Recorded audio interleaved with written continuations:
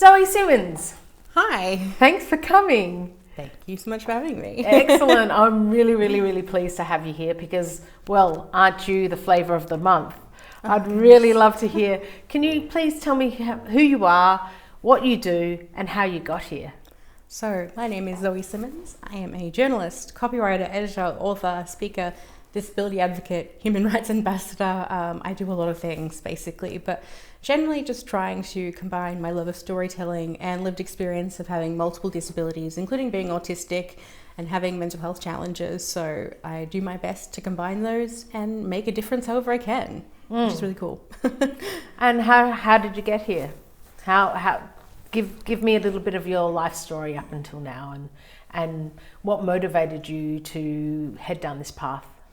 Well, I've always been interested in advocacy and trying to make a difference from a young age. I experienced not great mental health experiences and some trauma, so I was always quite passionate about that, especially when I learned how stigmatized mental health is, when people say things like, oh, that's so shameful or embarrassing, or don't say that.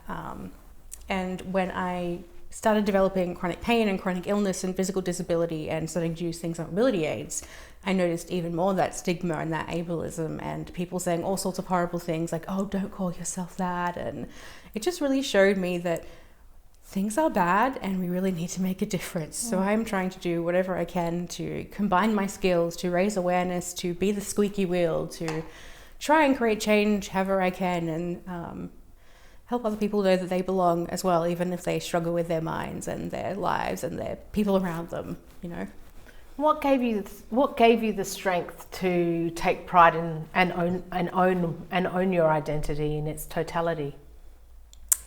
I guess that's a bit of a tricky question. I guess the strength I got is from the challenges I have experienced, having experienced multiple kinds of trauma, having lived through a bushfire as a disabled person, having survived a suicide attempt, and then I guess transmuting those experiences into something powerful that can create change. I feel like that's where I found my strength, and I guess it was when I started sharing and connecting with people and other people told me, oh, your words really helped me, I needed that. That's what really made me think, okay, because if something that's affecting me, it's probably affecting others. So I think of, for other people I will fight, for other people I will persist. Is that what took you down the journalism track? I think I've always been interested in stories and journalism. Like, I wanted to be an author in kindergarten, but then decided that might be a little bit hard, even though I've published, a couple of books now, or been published in books, not my own yet. But I thought journalism would be a bit easier. If only I knew what was about to happen to, print journalism when I had those goals. Well, you're adapting brilliantly to the social media world. I mean, you're everywhere. Every time I turn on LinkedIn, you're there. I'm not too sure if we're friends on Facebook yet, but I'm fairly sure you're probably there as well. FOMO, I'm everywhere.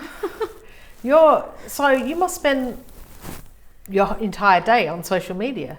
Oh, honestly, I am so tired and fatigued that it is the bottom of my list. So for a long time, I didn't actually share anything I was doing. So now I've just been, writing lists and finding ways to make it easier and more accessible for me with chronic fatigue. And also a social media scheduler has helped so much, but it was quite hard finding one that was accessible, that had, alt text so screen readers could read it. So, having that as an issue, you wouldn't think that's such an issue. I don't even know what it is that you're speaking about. Oh. Do you want to explain to me what Sure. you just spoke about? So alt text is also known as alternative text. I know alternative text, yeah. But you were speaking about the program or something that you social media scheduler. That's what you said. Oh, yes. Yeah. So, you have to put image descriptions and alt text in with images. So all of the scheduling apps don't actually have that as an option to put in alt text. So you'd have to go into each individual post to add alt text. Doesn't that negate the point of a scheduler? So I really wanted to find one that actually had those accessibility features, because I think that's really important. And what was it that you found? Buffer. It has 3 free accounts. That was 4. 3 free accounts that you can link. So that is why I've been more visible lately. Well, that's great, and that's going to help people that watch your show too. Yes, and save myself, your energy. myself included. Thank you very much. So now I see that you're hosting a show on Channel 31. So you and I both host shows on Channel 31. Would you like to speak about what the show is that you're working on? Sure. Well, I'm a co-host, one of 9, I guess. So I can't say I'm, the host. But I have started on Laneway, a CTV news project, which is Melbourne, Australia-based news and culture and advocacy. So I'm the first visibly disabled person part of that show. I sit on there with my wheelchair, so that is, I think, rather iconic in any kind of TV, but I'm quite proud of that, and being able to elevate disabled stories as much as I can and try and figure out, okay, what's mainstream media missing? How can we fill these gaps and, ensure that marginalised voices are heard, particularly multiply marginalised voices that otherwise wouldn't have the opportunity. So that's what I'm really trying to use the privileges I have to create as much change as I can and make it easier for others, hopefully. Yeah, well, I think that's something, the whole multiple disability thing, because I think non-disabled people have hard enough time getting their head around one disability, let alone multiple disability. Would you like to speak to me a little bit about your experiences? Sure. Well, I've had certain experience a lot of stigma and ableism when it comes to identifying as disabled, because my disabilities are largely invisible. And there's some contention about that word because some people, don't really like that word. But why would you say that? Just because I've spoken to people in the community that have wondered if the words like hidden and invisible make it harder for us to be believed if they're used in like the medical system, which I understand, but I also think it's a valid way of describing that, hey, you may not be able to see someone is disabled, but that doesn't mean they aren't. And also, I would argue, even though disabilities are invisible, you can still see their impacts. For example, if I'm having a pain flare, you'll be able to see that. I'll be like, oh, so maybe not quite as theatrical and laughing, but you can see parts of those aspects. But yes, I've copped a lot of flack from people, especially people feeling like I shouldn't be using mobility aids even though they help me. Why? Where does that come from, and who takes it upon themselves to criticize your choice of getting around? Actually, so many people. How? Describe. What are you speaking about? Okay, so I use a variety of mobility aids because I have chronic pain, chronic illness, chronic fatigue. It's all pretty bad. And the first time I used a wheelchair, it helped so much, so I ended up getting my own wheelchair. I also have a walker. I also have a walking stick for different days, different distances, different how I'm feeling. And I have people telling me things like, oh, it's immoral for you to use a wheelchair if you can walk.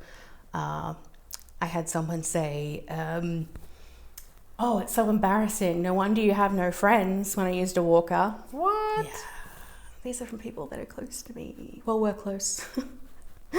Wow. Which is really horrible comments, honestly. Like, there's so much stigma and ableism, especially in interpersonal relationships, because we don't talk about it. And that results in, really horrific treatment and people saying really horrible things, especially, when it comes to dating.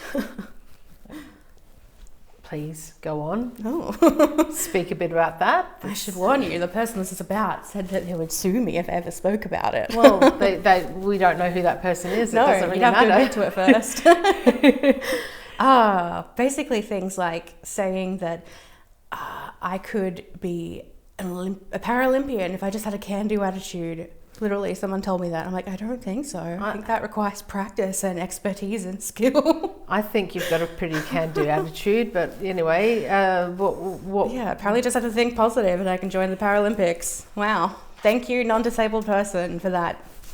Ugh, you should just go join the Olympics. Show me how it's done. Think positive. Why don't you think people want to meet each other face-to-face anymore? I mean, I think people do, depending on the person, but when you're disabled and chronically ill and autistic, there's other things you have to consider. Like, for example, if it's hard to physically go out and meet people, you're probably never going to meet people. So, for example, I don't really leave my house aside from work, I'll be honest. So, like, I'm never going to meet someone just, like, sitting at home on my lounge. But I guess on, Tinder, you can connect with people. And I have actually met some really, really good friends and people that I absolutely cherish. So you can meet some good people there. There's just also a lot of crappy people. Yeah. From the outside looking in, from somebody who sees you on LinkedIn all the time, when you're posting on LinkedIn all the time, it seems to me like you're out and about quite a bit, but obviously that's literally all I do when I do it. Yeah, I basically pictures tell a lie there for more that I guess on social media only seeing someone's highlight reel, and I do want to create more content about my fatigue and showing the impact of that, but ironically I'm too tired to create that content. But I do talk about it a lot because I think it's important to know that the only way I'm able to do these things is because I don't do anything else. It's because I prioritize accessibility, I prioritize my energy. I pretty much have to cancel everything else. I need support workers and lots and lots of rest. So I basically rest, work and advocate, rest, die from working, and then continue. Wow. Do you live alone? I have a housemate, thankfully, and a cat. Essential, absolutely yes. essential. She has a beard. It's very cute. A beard? Yeah. A bearded feline. Wonderful. Yes. So you obviously have support workers come into your house. Does your housemate, is your housemate disabled also? No, he's not, but he is quite supportive. Honestly, so supportive. Like if we want to go to the beach or something, he'll help me put my wheelchair in the car and like help me get it down and back to the beach and like carry the things and never make me feel bad for what I can't do. Make you feel bad for what you can't do? Yeah. What does that mean? What does that mean? Oh, really criticize me if I didn't have the energy to do something. Like if I couldn't drive, if I couldn't go to 3 social events in one weekend and somehow have the energy to drive them all around.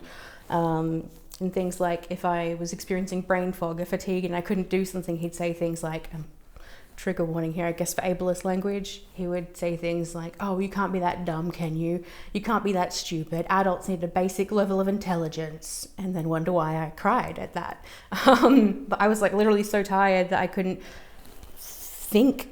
And then having someone that supposedly loves you saying things like that, it's rough. Wow. How long did you spend with this person? Oh, fair few years. Okay. More than I should have. Let's say that. What do you think drove you to stay with this person if they treated you so awfully? I think it's the reason a lot of people end up staying with people that may not necessarily be the best for them.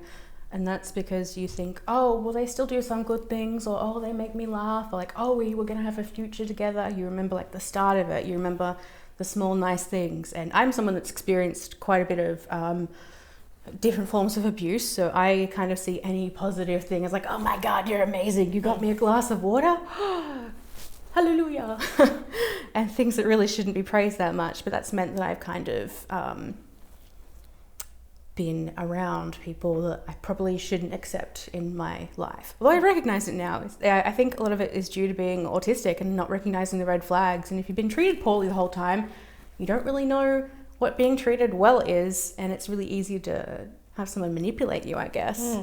Well, I hope things are changing in that respect for you. Yes. No more able. I'm not dating at the moment, to be honest. Oh well. Sometimes a breather is required. I know this very well myself. So how did you meet your housemate, and obviously the great support that he is? We met in a Facebook vegan group, actually. Vegan? Are you vegan? Yeah, I'm vegan. Wow. Not that I ever really mentioned it, so No. like I'm not that stereotypical, But even animal advocacy is also important. So I think it's people making fun of people for being vegan and caring about animal rights. That is just, sorry you care, gosh. But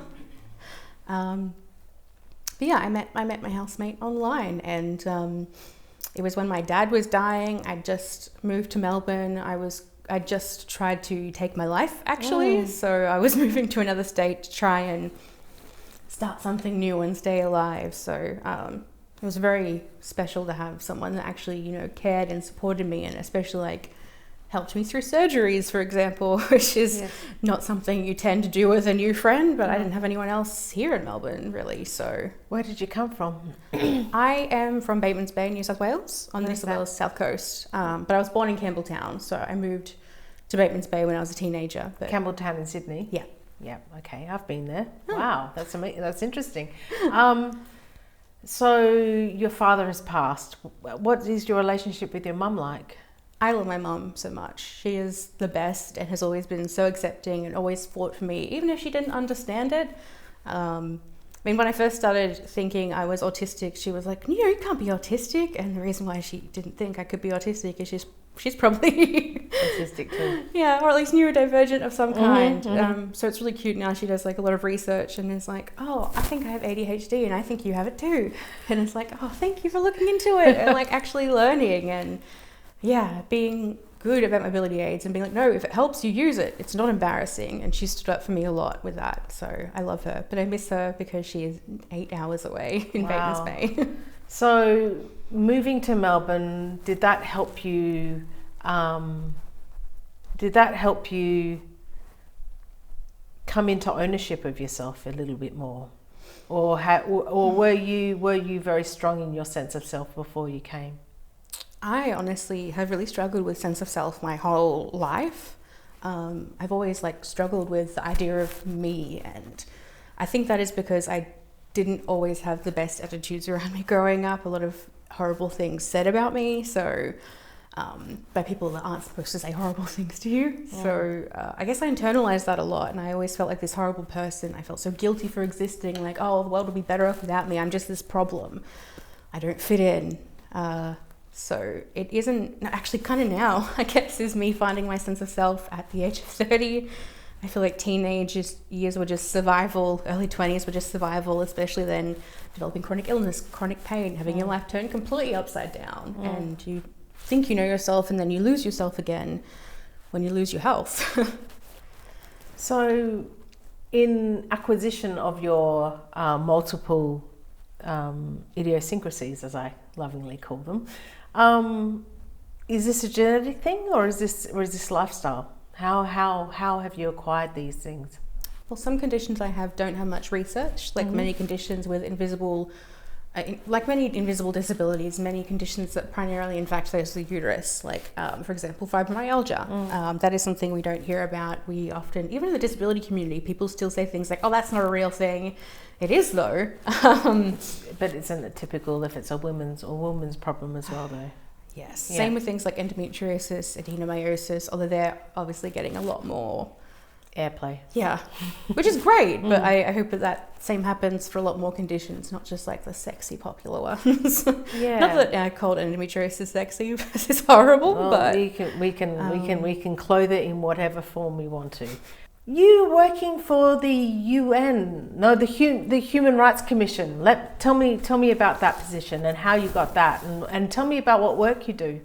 Oh, I do a lot of work, I guess. But specifically in my role as an ambassador for the Australian Human Rights Commission, it's the Includability 2.0 project, which is basically working with different organisations, different councils, whoever signs up really, and trying to see what accessibility inclusion problems they have in the workplace and how we can help. So that differs from place to place. I'm currently working with Wollongong City Council, just to see how we can make their experience more accessible and make sure there are adjustments and the onus isn't on the disabled person to have to advocate for their rights, but already having these things set up in the workplace, because that's the reason why so many people can't get jobs, myself included. Despite all my experience, you still can't get an accessible part-time work from home job in your industry that doesn't expect you to work for free.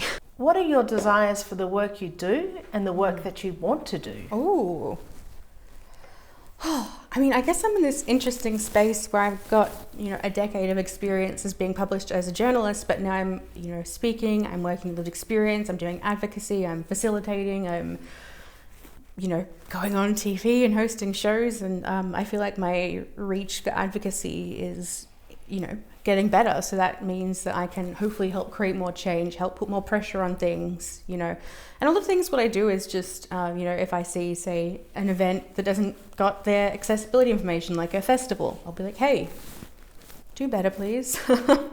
And that is a way of advocating. But I think everyone can just do those little things to make a difference. I forgot the question, sorry. And no. I just wanted to ask you. Oh, how do you want your effect? How do you want the beneficial impact that you're having on the world around you? How do you want to magnify that? And what shape do you see it taking in the future? I would actually love to do more in the media space, whether that's being a presenter, whether that's being a guest. I would also love to write a show. Write a show? I think I could help write some very funny disability shows. So I would really love if that's something. I do eventually want to apply for grants to create my own show, because I guess, you're often waiting for someone else to give you an opportunity. It's like, hey, no, let's create it, and also create opportunities for other people at the same time. So you're talking about screenwriting then? Maybe, but I also don't know much about it. So Okay. I've just been asking everyone hey, what do you do? How do you do that? Yeah. How do you think you'd get into this? So I'm just going to basically email everyone and be like, hey, I am Zoe. Help me. Disability advocacy, Zoe. What do you want to do with it in the future? I feel like I'd like to just make not just the disabled community the ones having to always advocate and fight for it. I'd like non-disabled people to recognize its importance, because it does benefit everybody, not just disabled people. But for example, wheelchair accessibility benefits parents with prams, it benefits the elderly, it benefits people with luggage and all sorts of things. So if we just have it as a normal ingrained part of life, it benefits everybody significantly, and time disables everyone. And you can become disabled at any time due to a flu, due to a war, due to some kind of sickness, an accident, bad luck. Your health is so fragile, and if we just had better ideas about disability, it wouldn't be so stigmatizing to advocate and to use the things that make a difference, like using mobility aids, like using assistive technology, like calling yourself disabled. Yes. So, as I said before, I spoke briefly about your work with the Human Rights Commission. What do they want you to do? What do they want to use your position to help facilitate? Well, as a lived experience expert, as part of that, basically I just share my experiences of inaccessibility and barriers in the workplace, and explain why these things matter, because I think a lot of people want to do better, they just don't know how, and they might be worried about doing the wrong thing, so they just end up not doing it. But if we, try, it makes a big difference. And how is the Human Rights Commission helping you? What are they doing, and how are they helping you facilitate your own work? I guess I'm only with that specific role, but they're very helpful in explaining things and providing written communication, in not expecting unpaid work, thank goodness. It would be a bit ironic if a place trying to improve disability in the workplace didn't pay you. Yes. Thankfully they do. But it's also potentially opportunities to speak at things and go to events and network with people. So I just like to open it up and be like, it's okay if you don't know about accessibility and inclusion, but let's learn. Let's make it a conscious effort together. And let's have fun on the way. Thanks for coming onto the show, Zoe. Thank you so much. It was great to be here, and hello and goodbye. Thank you for being on the show, Sarah. Thank you for having me. Excellent.